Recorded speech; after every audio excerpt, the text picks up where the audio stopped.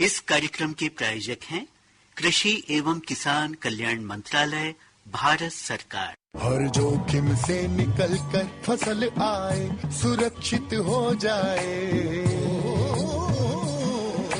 फसल बीमा से हर किसान अब आत्मनिर्भर हो जाए। संकट के समय प्रधानमंत्री फसल बीमा योजना किसानों के लिए वरदान है। अब सूखा पड़े या बाढ़ आ जाए, कोई डर नहीं।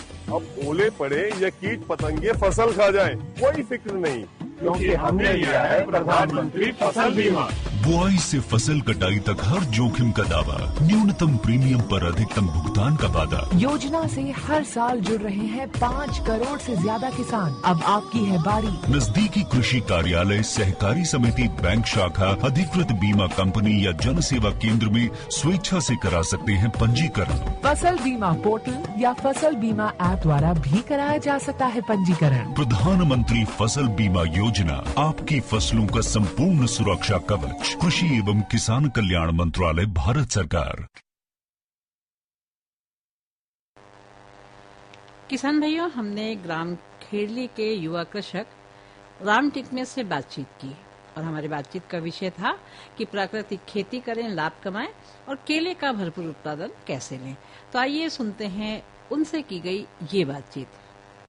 किसान भैया, आज हम अपना माइक्रोफोन लेकर के पहुंचे ग्राम खेड़ली और यहाँ हमने मुलाकात की युवा कृषक श्री राम टिकमे से, जो कि प्राकृतिक खेती कर रहे हैं और केले का भरपूर उत्पादन ले रहे हैं। तो राम जी, हमारे कार्यक्रम में आपका स्वागत है। और सबसे पहला प्रश्न मैं आपसे यही करूंगी कि आपके मन में ऐसा विचार क्यों आया कि प्राकृतिक खेती करना चाहिए? मैम, मेरे मन में ऐसा विचार इसलिए आया कि हम जो देख रहे हैं रसायन और जो बीमारियां हो रही है, और मैं खुद एक किसान हूँ, तो मुझे मालूम था पहले से कि हम कितना केमिकल डालते हैं, यूरिया, डीएपी, नींदानाशक, कीटनाशक सब्जियों में। तो वो सब मुझे देख के लगा कि भाई हम खुद किसान रह के जब इतना कुछ डाल रहे हैं तो हम बाजार से क्या अपेक्षा कर सकते हैं कि हमको शुद्ध मिले। तो मैंने कहा कि हम ही शुरुआत करते हैं और हम खुद उसका प्रयोग करते, देखते कि भाई बिना केमिकल के, जैसे हमारे पूर्वज करते आ रहे हैं, प्राकृतिक खेती करते तो और वो स्वस्थ भी रहते थे। आपने हमारे पूर्वज, उनकी उम्र भी ज्यादा हुआ करती थी और बिल्कुल स्वस्थ रहते थे। आजकल आप देखिए हर दूसरे व्यक्ति को बीपी की शिकायत है, शुगर की शिकायत है। कहीं ना कहीं हमारा जो खान पान है वो गड़बड़ है। लेकिन राम भैया, एक बात मेरे जहन में आई कि यदि हम प्राकृतिक खेती कर रहे हैं तो निश्चित ही हमारे पास पशुधन, खास करके गाय, ये होना बहुत जरूरी है। तो आपके पास पशुधन भी है? हाँ, गौ माताएं है मेरे पास भी, देसी गौ माता, गिर साहिवाल नस्ल की। क्योंकि जो प्राकृतिक खेती जो संभव है, जो हमारी जमीन जो बंजर हो चुकी है, हमको उसे फिर दोबारा से मतलब उपजाऊ बनाना है, तो हमको देसी गौ माता का गोबर और गौमूत्र की आवश्यकता उसमें अत्यधिक। तो कितनी गाय हैं आपके पास लगभग? मेरे पास तो लगभग अभी 25 गौ माताएं हैं। अच्छा, तो सब देशी हैं? हाँ, सब देसी नस्ल। अच्छा, तो भरपूर आपको इनका गौमूत्र मिल जाता होगा, गोबर मिल जाता होगा। तो फिर कैसे तैयारी करते हैं? जैसे प्राकृतिक खेती आप करते हैं, तो अभी खरीफ की फसल की वो है, तो क्या क्या तैयारी आप कर रहे हैं प्राकृतिक खेती में? मेरा तो मैम ज्यादातर बागवानी पे काम चल रहा है। अच्छा। हाँ। तो अब उसमें हम जैसे प्राकृतिक खेती के जो मूल घटक है, जीवामृत, घन जीवामृत, दशपर्णी अर्क, देसी बीज, तो इनसे हम खेती करते हैं। उसमें मैं सभी चीजों के फल, फूल, सब्जी, अनाज, दलहन, तिलहन के प्रयोग कर रहा हूँ और उनके बीजों का कलेक्शन मेरा भी चालू है। अच्छा, और जैसा कि मैं देख पा रही हूँ आपके खेत में कि केले की जो वो लगी हुई है वो बहुत ज्यादा लगी हुई है, तो इसके लिए क्या आपने कोई विशेष उपचार किए? हाँ, केले का मेरा रुचि पहले से थोड़ी सी ज्यादा थी। तो मेरे दादाजी ने पहले से मतलब लगा के रखे थे केले, तो मेरे मन में विचार आया कि जब ये हमारे यहाँ एक जगह केला हो सकता है, तो हम उसको एक पौधों से 10 से 100 से 1000 भी कर सकते हैं। तो उसी विचार से फिर मैंने क्या केले का उत्पादन चालू किया। तो बाजार कीमत मिलती है आपको इसके? हाँ, वो केले का तो हमको और ज्यादा रेट मिलता है। अच्छा। अगर हम बैतूल जिले के बाहर जाए तो हमको इससे भी और ज्यादा रेट मिल सकता है। जैसे तो प्राकृतिक खेती के तहत यदि हमारे जो किसान भाई केले का उत्पादन चाहते हैं, तो आप, मैं चाहूंगी कि शुरुआत से बताइए कि आपने क्या क्या तैयारी की और क्या करेंगे हमारे किसान भाई। शुरू से यही है कि हम पहले हमारी जमीन को उपजाऊ बना ले। उसको बनाने के लिए वही हम और उसके लिए जैसा आपने कहा कि पशुधन होना बहुत जरूरी है। पशुधन बहुत जरूर, उतना भी ज्यादा की आवश्यकता नहीं है। हम एक गाय से लगभग 10-15 एकड़ की भी खेती कर सकते हैं। नेचुरल फार्मिंग कर सकते हैं। तो उसमें हम क्या, जैसे हम शुरुआत में घन जीवामृत डाले के केमिकल एकदम बंद कर दे। घन जीवामृत में आपने क्या कैसे तैयार किए घन जीवामृत? घन जीवामृत जो बनता है देसी गाय के गोबर और गौमूत्र से। हमें गोबर में क्या जीवामृत मिला के उसको हल्की धूप छांव में सुखा के फिर हमको खेतों में डालना होता है। वो तो पूरी फसल के लिए रख लेते, जैसे इस समय जैसे धूप में आपने कहा कि धूप में रखना है, लेकिन गर्मी के दिनों में तो बहुत तेज होती है धूप, तो फिर क्या करते हैं आप? तो हम उसको कहीं पेड़ों की छाव में या टीन शेड में बना के और उसको हम डाल सकते हैं। और खराब नहीं होता है वही? नहीं, खराब हो जाता है वो, उसका 5-6 महीने की उम्र है। तो हम उसको हमारे प्लानिंग के हिसाब से बनाओ, जैसे अपन को उपयोग करना है उसके हिसाब से हम बना सकते हैं कि अब हमको डालना है। ये बात हमारे जो अन्नदाता है वो ध्यान रखें कि घन जीवामृत जब तैयार करें तो जितनी आवश्यकता है उतना ही बनाए। लगभग घन जीवामृत बनाने के बाद कितने दिनों में उसका उपयोग कर लेना चाहिए?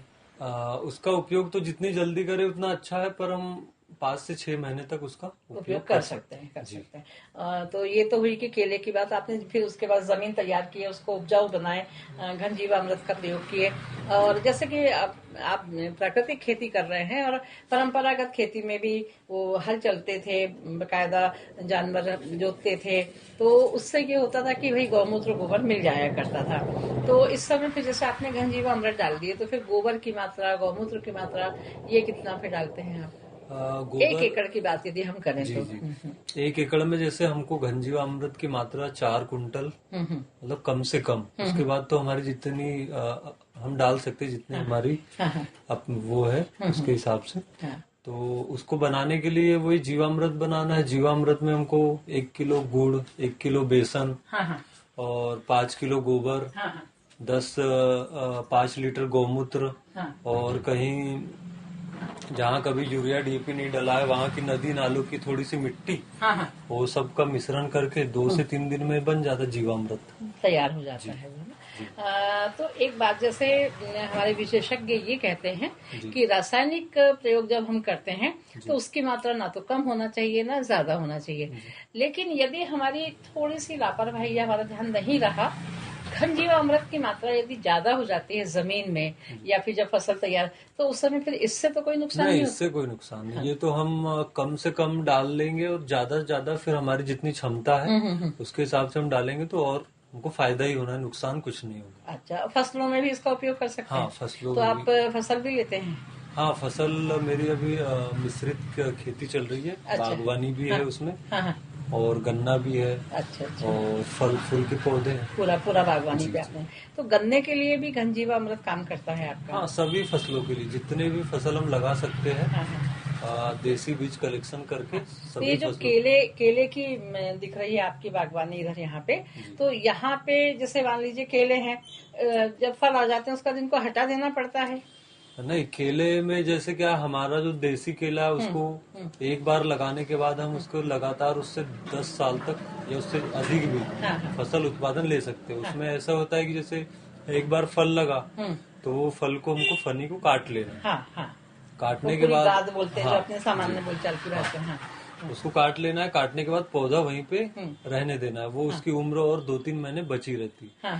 जब वो भोजन बनाता है तो जो उसका दूसरा बच्चा रहता है, मतलब साइड से जो पौधा निकलता है उसका जो रटून, तो वो क्या है, वो उसको भोजन देता है तो वो जल्दी बढ़ता है। और वो जो 2-3 महीने की उसकी उम्र जो बची है उसके बाद वो अपने आप सूख जाता है। सूख के वो खाद में परिवर्तित हो जाता है, दूसरा फल देने के लिए तैयार हो जाता है। तो कितने वर्ष हो गए आपको केले का उत्पादन लेते हुए?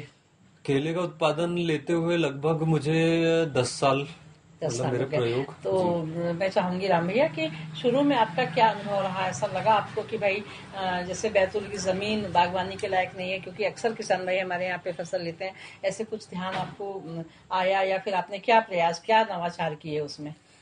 मुझे तो जब बहुत छोटी उम्र से 4th-5वीं क्लास से मेरा रुझाव पौधों की तरफ था, तो मैंने मेरे प्रयोग वहीं से चालू हो गए थे। मतलब 1-2 पौधे आम के लगाना, जाम के लगाना केले लगाना, नींबू लगाना, सीताफल, ये बतौर शौक से आप हाँ लगा शौक से, मतलब मुझे अंदर से ऐसे लगा कि अपने को पौधे लगाना चाहिए। हाँ। तो मैंने लगाना चालू कर दिया था और फिर देखते देखते 3 से 4 साल में वो फल देने लग गए। तो धीरे धीरे विश्वास और बढ़ते गया। फिर हमने और पौधे बढ़ाते गए, फिर खेती चालू कर दी बड़े लेवल पे, बागवानी शुरू कर दिया आपने।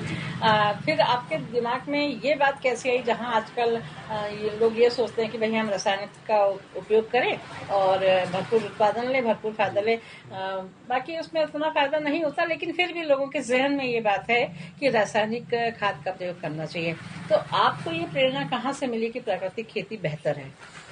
मुझे ऐसा अनुभव हुआ खेती करते करते कि हम जो रसायन डाल रहे हैं तो अपनी जो धरती माँ को हम जहर दे रहे हैं। अब जब हम उनको जहर देंगे तो हम खुद भी जहर ही खाएंगे। बिल्कुल बिल्कुल, जैसा आपने प्रारंभ में भी कहा कि भाई हम कर रहे हैं तो दूसरे हमको बाजार वाले कैसा देते होंगे। फिर जो किसान की आत्मनिर्भरता है वो एकदम बाजार के ऊपर होगी कि हमको खाद भी चाहिए, बीज भी बाजार से चाहिए और सारे जोताई के साधन भी। तो क्या है, किसानों की फिर उत्पादन हो नहीं रहा रासायनिक खेती में। उसमें क्या है, दिन प्रतिदिन लागत बढ़ रही है और उत्पादन घटते जा रहा है, इसलिए किसान की आर्थिक स्थिति कमजोर होते जा रही है। तो फिर मैंने उसके प्रयोग किए कि हम कैसे आत्मनिर्भर बन सकते हैं, हमारे जोताई के साधन हो, बीज हमारा हो, खाद हमारा हो। तो उस पर प्रयोग किए तो फिर उसका समझ में आया कि ये क्या व्यवस्थाएं चल रही है। तो उसके हिसाब से फिर मैंने और प्राकृतिक खेती आपने करना शुरू कर दिया। केले के अलावा जैसा आपने बताया कि गन्ना, तो गन्ने में आपने क्या क्या तैयारी की है जमीन के लिए? जमीन के लिए लगभग सभी फसलों का वही तरीका है। जीवामृत डाल के जुताई करके और उसको अपन सारे निकाल लेना है और आच्छादन कर देना है, उसमें कुछ भी मल्चिंग करके कचरे का। और उसके ऊपर फिर हमको जो प्लान, जैसे किसान जो चाहता है, उसकी जिस चीज में रुचि है, जो उसको बेचना है, जिसको उसको मार्केट में अच्छा रेट मिले, जिसको उसको विश्वास है, तो वो सारी फसलें, वो दलहन, तिलहन, मोटे अनाज और फल, सब्जी, गन्ना, कुछ भी जो उसकी इच्छा है, फूल वगैरह वो ले सकता है। तो और घन जीवामृत जो है वो उसमें काम करेगा। जैसे अब कई बार समस्या ये आती है कि बारिश बहुत ज्यादा हो जाती है या कई बार सूखे की स्थिति बन जाती है या जैसे गर्मी पड़ी तो उस समय हमको, तो यदि हम घन जीवामृत का प्रयोग कर रहे हैं तो इसमें भी हमको मौसम का ध्यान रखना पड़ता है कि भाई धूप है तो कितना डालना है, बारिश आ गई है तो कितना डालना, ठंड के दिनों में कितना डालना है। जी हाँ, उसके लिए हमको खेत में नमी अगर मतलब रखे हम जरूरत के हिसाब से तो वो अच्छा काम करेगा। तो बाकी बारिश वगैरह ज्यादा आएगी, थोड़ा बहने वगैरह का वो रहता है, तो हम उसका उस समय कम उपयोग कर सकते हैं। और घन जीवामृत का ज्यादा उपयोग हमको जोताई के समय करना है, उसके बाद ज्यादा उपयोग जीवामृत का डायरेक्ट करना है, जो जीवों को हमको क्या डायरेक्ट ही पहुंचाना है खेतों में। तो वो जैसे हम स्प्रे मारेंगे अपनी ये टंकी से, तो वो डायरेक्ट अपने खेतों में पौधों तक पहुंच जाएगी। तो हमको इसको शुरू स्टार्टिंग में उपयोग करना है घन जीवामृत का, और उसके बाद ताकि उस जमीन में अंदर तक के पूरा चला जाए, पूरे पोषक तत्व जो है वो हमको मिलते रहे। आपने रबी की फसल का भी उत्पादन लिए? रबी में भी अभी जैसे गेहूं का लिए, तो गेहूं में भी आपने यही प्राकृतिक खेती ही की? गेहूं, चना, मक्का, ये सब फसलों का लिया मैंने उत्पादन। पर थोड़े छोटे लेवल पे मेरा थोड़ा बागवानी में ज्यादा रुचि है, तो मैं इनके बीज बनाने के हिसाब से प्रयोग करता हूँ।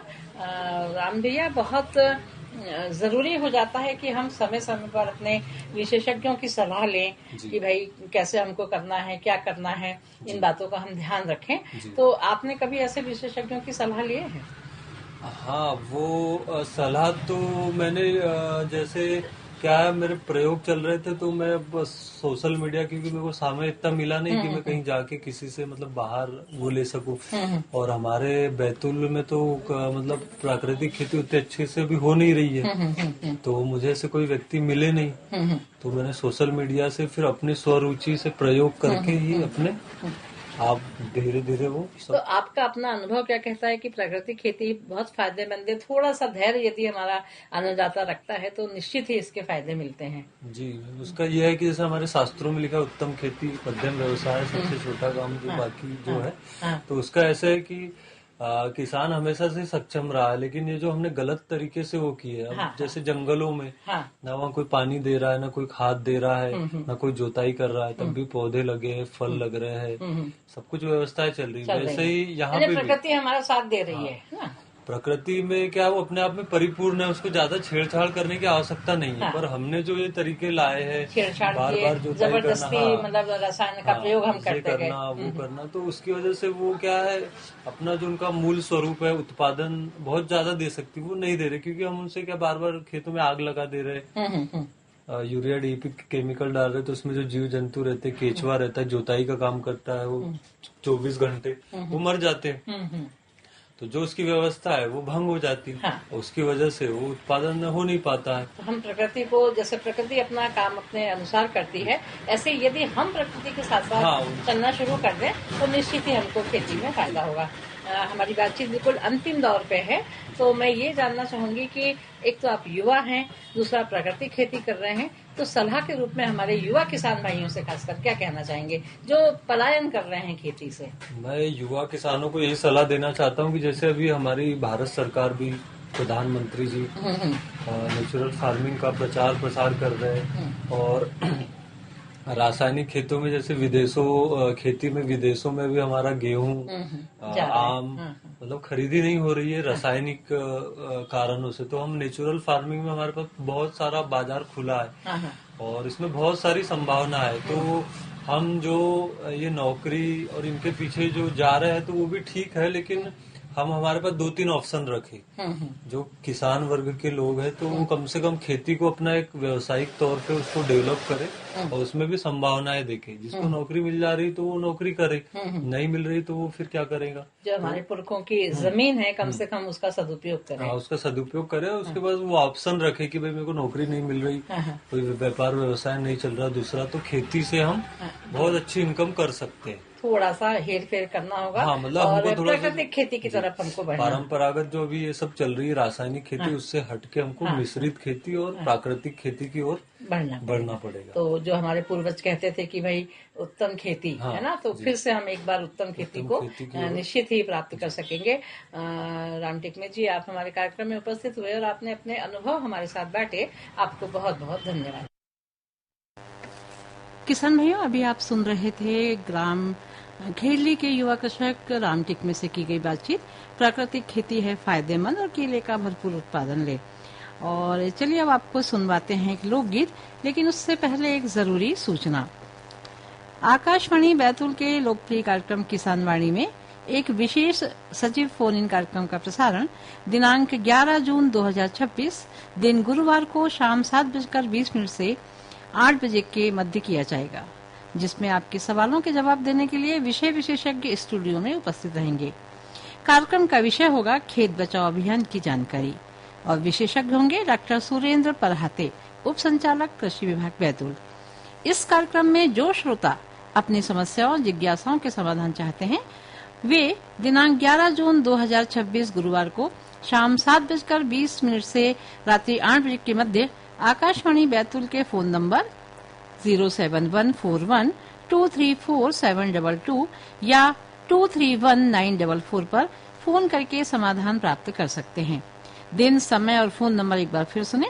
11 जून 2026 दिन गुरुवार शाम 7:20 से 8 बजे के मध्य फोन नंबर 234722 या 231944। बैतूल का स्टूडियो कोड है 07141। और अब आपको सुनवाते हैं लोकगीत।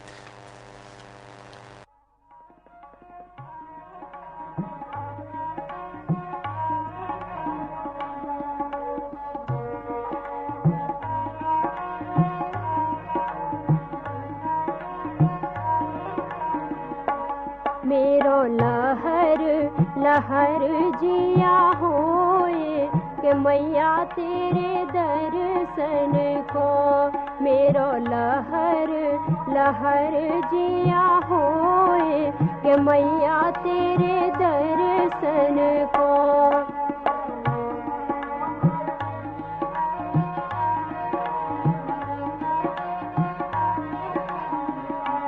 मेरे ससुर जान नहीं देवे के देवी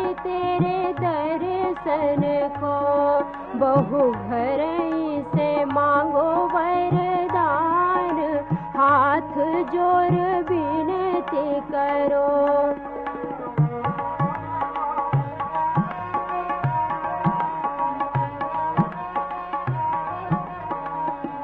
मेरे जेठा जान नहीं देवे के देवी तेरे दर्शन को। बहु घर से मांगो वरदान, हाथ जोर विनती करो।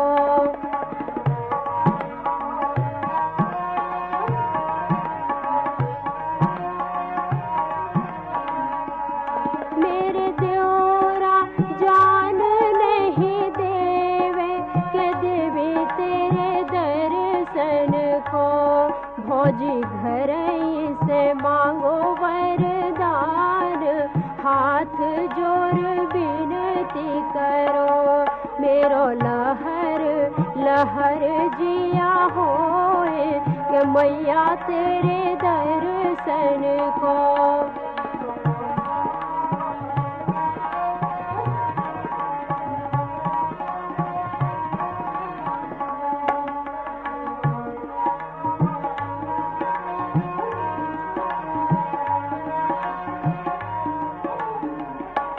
मेरे ननद जान नहीं देवे के मैया तोरे दर्शन को। सारज घर से मांगो वरदान, हाथ जोर विनती करो। मेरो लहर लहर जिया होए के मैया तेरे दर्शन को।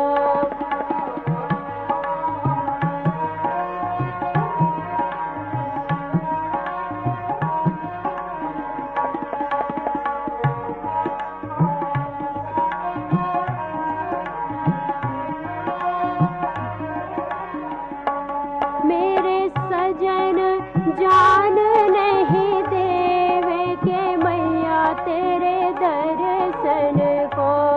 मेरे सजन जान नहीं देवे के देवी तोरे दर्शन को।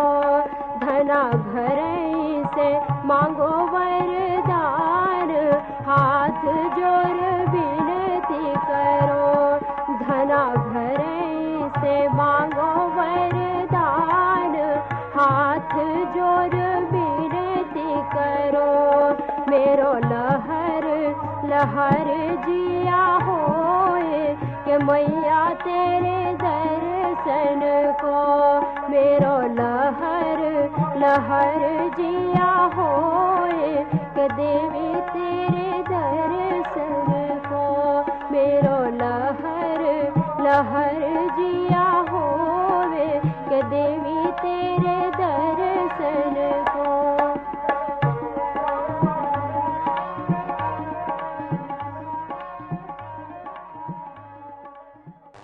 श्रोताओं, अभी आप सुन रहे थे रजनी पुरोहित की आवाज में लोकगीत। और आज की कृषि चर्चा के अंतर्गत हम बात करते हैं मूंग और उड़द की कटाई समय पर कर लें। किसान भैया, आप में से कई भाइयों ने मूंग और उड़द बोई होगी, तो समय पर कटाई जरूर कर लें, क्योंकि हमारे विशेषज्ञ कहते हैं कि मूंग और उड़द की जो फसल है उसमें 75 से 80% की जब नमी रहती है या फिर फलियों के पककर भूरी और काली जब वो हो जाती है तो उस समय कटाई कर लेना जरूरी है, क्योंकि यदि हम फिर देर करते हैं तो सूखी फलियां चटकने लगती हैं और दाने खेतों में गिरने लगते हैं और उपज का नुकसान होता है। मूंग की फसल 60 से 70 दिनों में लगभग 60 से 70 दिनों में कटाई के लिए तैयार हो जाती है और उड़द की जो फसल है वो लगभग 70 से 90 दिनों में पकती है।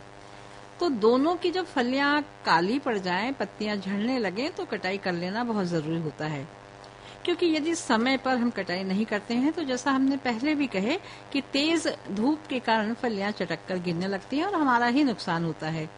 और इसी बीच यदि कहीं बारिश हो गई तो बारिश और नमी के कारण, मौसम बदलने के कारण फली और दाने काले पड़ने लगते हैं और निश्चित ही जब दाने काले पड़ जाएंगे, उनमें नमी समा जाएगी तो उसकी गुणवत्ता कम होगी और फिर बाजार में अच्छी कीमत भी नहीं मिलेगी। समय पर कटाई करना बहुत जरूरी है, वरना खेत में गिरे दाने अगले मौसम में खरपतवार के रूप में उगते हैं और इसमें हमें सफाई के लिए भी अतिरिक्त खर्च करना पड़ता है और हमारी मेहनत भी बढ़ जाती है। किसान भाइयों, सही समय पर कटी हुई साफ चमकदार उपज को जब हम मंडियों में बेचेंगे तभी हमें अच्छी कीमत मिलेगी। एक बात और ध्यान रखना होगा किसान भाइयों की कटाई हमेशा सुबह 6 बजे से 10 बजे के बीच करें या फिर शाम को 5 बजे के बाद करें, क्योंकि दोपहर में तेज धूप होती है और बस इसमें एक ही समस्या है कि इसकी फलियां चटक कर गिरने लगती हैं धूप के कारण। कटाई के बाद पौधों को 2 से 3 दिन तक खलिहान में सूखने दें या फिर थ्रेसिंग कर लें और फिर लकड़ियों से इसको पीट कर या फिर आप थ्रेशर चला रहे हैं तो उससे इसके दाने अलग कर लें और इसमें नमी का स्तर 12% से कम न रह पाए इसका ध्यान रखें और तब तक के दानों को सूखने दें। फिर इनका सुरक्षित भंडारण करें। और हम बात कर रहे हैं मूंग उड़द की समय पर कटाई की, तो किसान भाइयों विशेषज्ञ कहते हैं कि इस बात पर भी निर्भर हम ये करता है कि हम कटाई कब करें, कि हमने कौन सी किस्म बोई है और मौसम कैसा रहा है। तो बस इन सभी बातों का ध्यान रखें और समय पर अपने मूंग उड़द की कटाई कर लें और भरपूर उत्पादन लें। और अब हम बात करते हैं आज की बातें खेती किसानी की इसके अंतर्गत कि हम आगे क्या तैयारी करें। तो हमारे विशेषज्ञ ये कह रहे हैं कि इस साल मानसून के सामान्य से कम रहने की संभावना है।